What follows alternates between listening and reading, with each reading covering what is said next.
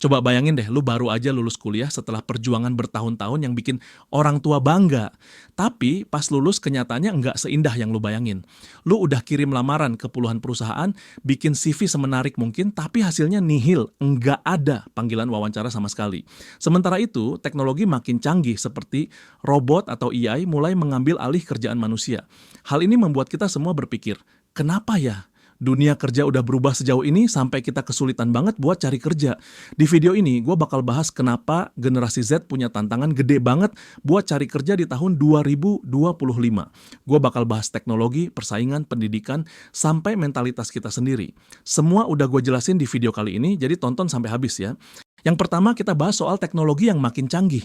Lu pasti udah sering dengar soal otomatisasi atau digitalisasi kan? Tapi mungkin lu belum sadar seberapa besar dampaknya ke dunia kerja. Jadi otomatisasi itu intinya mengganti tenaga manusia dengan mesin atau teknologi. Yang artinya banyak pekerjaan yang dulu dikerjain sama orang, sekarang bisa dikerjain sama mesin atau program komputer. Ini bukan cuma di pabrik atau industri berat, tapi juga di sektor-sektor yang lebih dekat sama kehidupan kita sehari-hari. Contoh gampangnya, lu pernah nggak belanja di supermarket dan ketemu self-checkout. Dulu, buat bayar belanjaan, kita mesti antri ke kasir dan berinteraksi langsung sama orang. Tapi sekarang, mesin self-checkout udah mulai gantiin posisi kasir itu. Lu tinggal scan barang sendiri, bayar pakai kartu atau e-money, selesai deh. Mesin itu bisa gantiin banyak kasir dalam waktu yang bersamaan dan nggak butuh istirahat.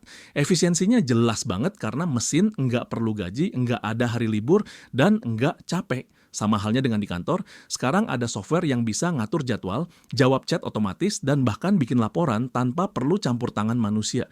Jadi pekerjaan yang dulu butuh banyak orang buat ngerjain tugas-tugas administratif, sekarang bisa diselesaikan sama teknologi dengan lebih cepat dan lebih akurat.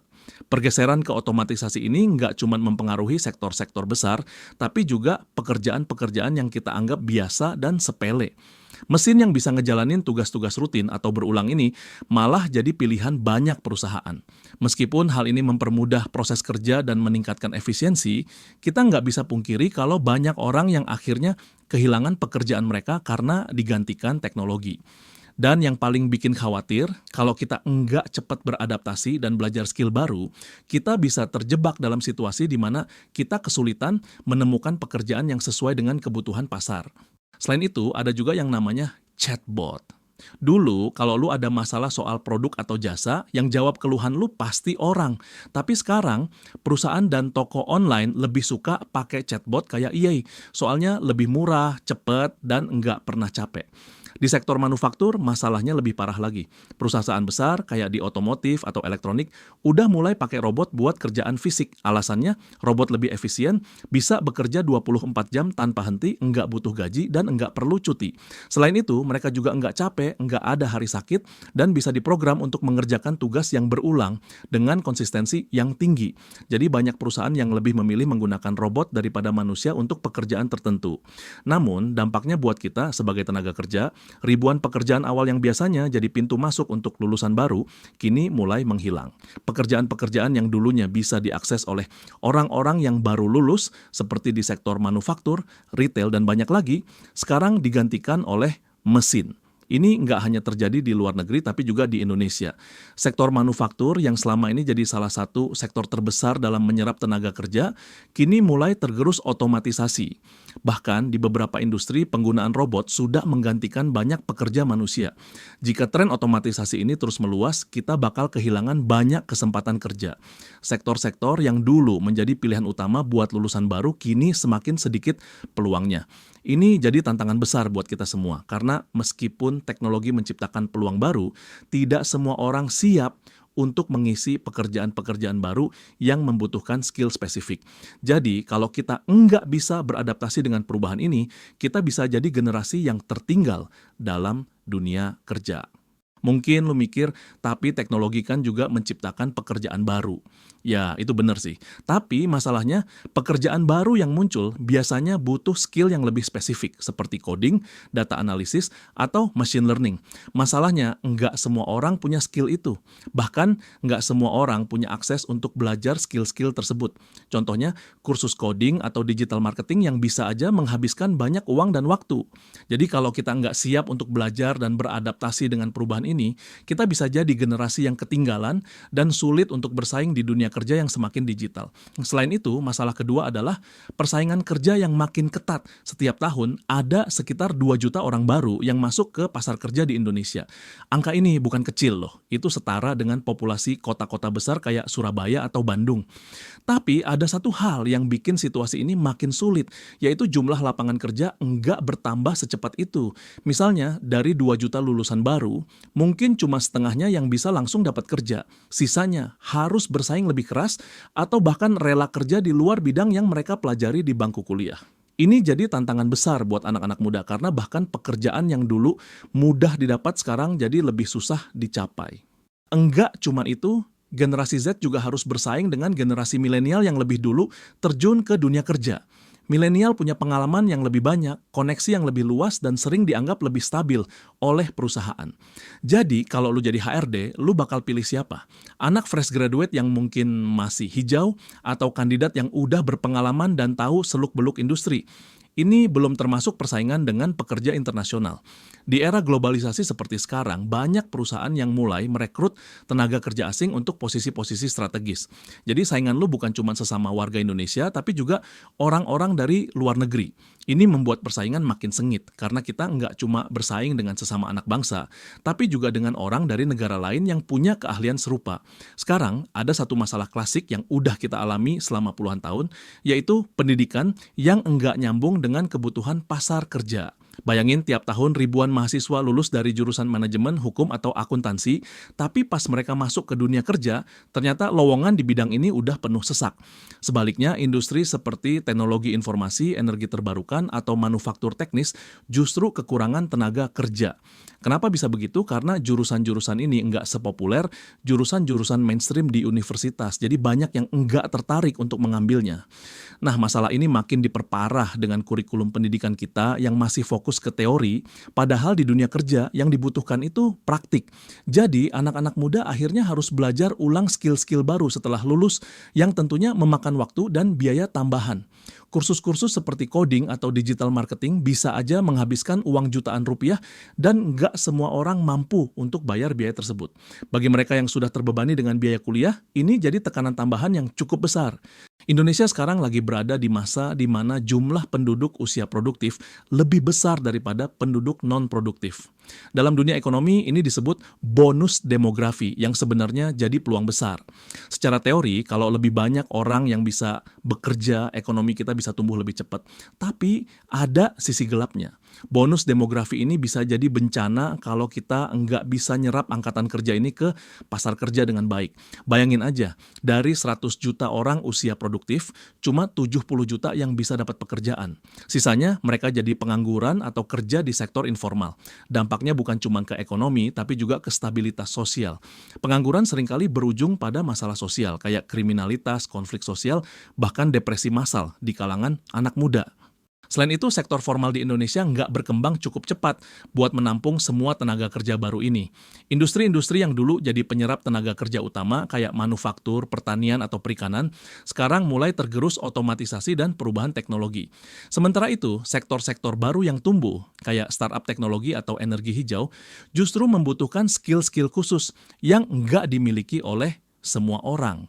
Dan kita nggak bisa lupa, bonus demografi ini nggak bakal bertahan selamanya. Ada titik di mana jumlah penduduk usia tua akan lebih banyak daripada yang muda. Kalau kita nggak manfaatin momentum ini sekarang, kita bakal menghadapi masa di mana populasi tua mendominasi, sementara kita nggak punya cukup tenaga kerja produktif untuk menopang ekonomi. Jadi kalau ada yang bilang bonus demografi ini peluang emas, itu cuma setengah cerita. Sisanya adalah tantangan besar yang harus diselesaikan mulai dari menciptakan lapangan kerja baru, meningkatkan kualitas pendidikan, sampai memastikan anak muda punya skill yang sesuai dengan kebutuhan pasar. Ngomongin soal dunia kerja, kita nggak bisa lepas dari tren global yang sedang terjadi. Dunia lagi mengalami perubahan besar-besaran, dan industri-industri tradisional yang dulu dominan mulai tergantikan dengan industri-industri baru, terutama di bidang teknologi dan energi hijau. Ambil contoh mobil listrik. Sekarang banyak negara yang mulai ninggalin kendaraan berbahan bakar fosil dan beralih ke mobil listrik. Tesla misalnya jadi pelopor mobil listrik yang revolusioner ini, dan kini perusahaan otomotif di seluruh dunia berlomba-lomba buat beralih ke teknologi yang lebih ramah lingkungan ini.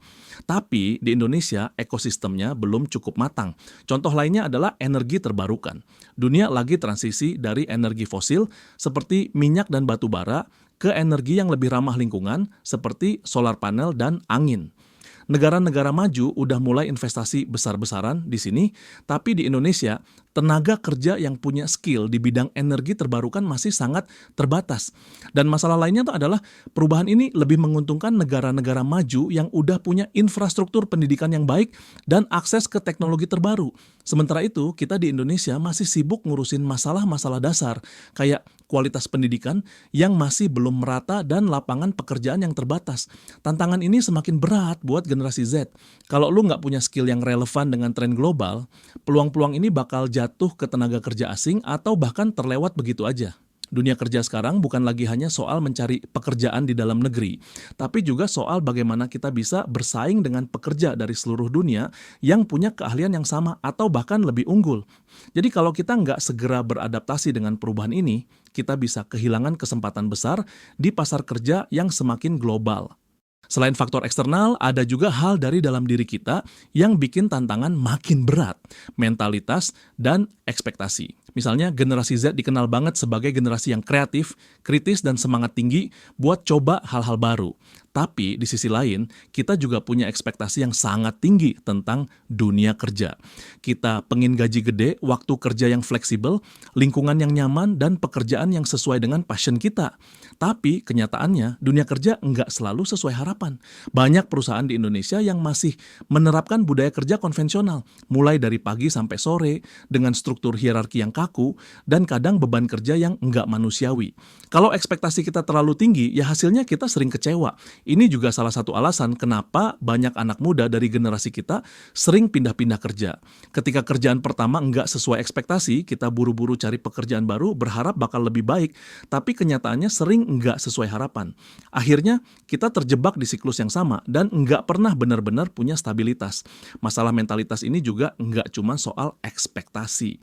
Ada kecenderungan buat gampang menyerah atau kehilangan motivasi karena tekanan. Banyak dari kita yang merasa nggak dihargai di tempat kerja atau malah merasa nggak cocok sama lingkungan kerja yang terlalu konvensional. Kalau mentalitas kayak gini terus berlanjut, kita bakal susah banget bertahan di tengah persaingan yang semakin ketat. Setelah semua tantangan yang udah kita bahas, pertanyaannya, apa yang bisa kita lakukan? Tentu aja harus ada solusi. Kita nggak bisa terus-terusan duduk diam dan nunggu keadaan berubah begitu aja.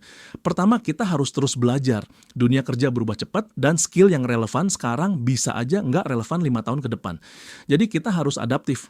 Cari tahu skill apa yang lagi dibutuhin di industri dan mulai belajar dari sekarang. Misalnya coding, data analisis, digital marketing, atau bahkan komunikasi yang sering diremehin. Padahal itu penting banget. Yang kedua, manfaatin teknologi buat belajar.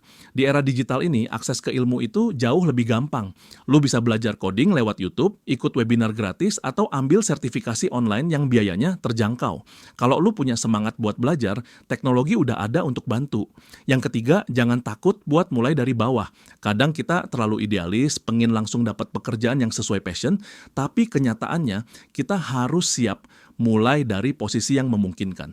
Pengalaman adalah nilai jual yang paling penting di dunia kerja. Magang, freelance, atau kerja kontrak adalah cara yang bagus buat bangun portofolio sebelum masuk ke posisi yang lebih tinggi. Jadi, ini dia gambaran besar kenapa generasi Z menghadapi tantangan besar di dunia kerja, terutama di tahun 2025. Meskipun tantangan banyak, bukan berarti kita nggak punya kesempatan. Yang penting, kita harus terus belajar, beradaptasi, dan nggak takut untuk mulai dari bawah. Dunia kerja pasti terus berubah, tapi kalau kita punya mentalitas yang kuat dan kemampuan yang relevan, kita bisa tetap bersaing dan memanfaatkan peluang yang ada. Jadi, jangan berhenti berkembang. Ambil langkah pertama sekarang, baik itu belajar skill baru, mengejar passion, atau mencari pengalaman kerja yang bisa jadi bekal. Ingat, masa depan itu bukan cuma soal siapa yang paling cepat, tapi siapa yang paling siap. Terima kasih udah nonton video ini, semoga bisa memberi insight dan motivasi buat lu semua. Jangan lupa untuk terus berusaha dan jangan takut gagal, karena setiap langkah itu adalah bagian dari proses menuju sukses. Sampai jumpa di video selanjutnya.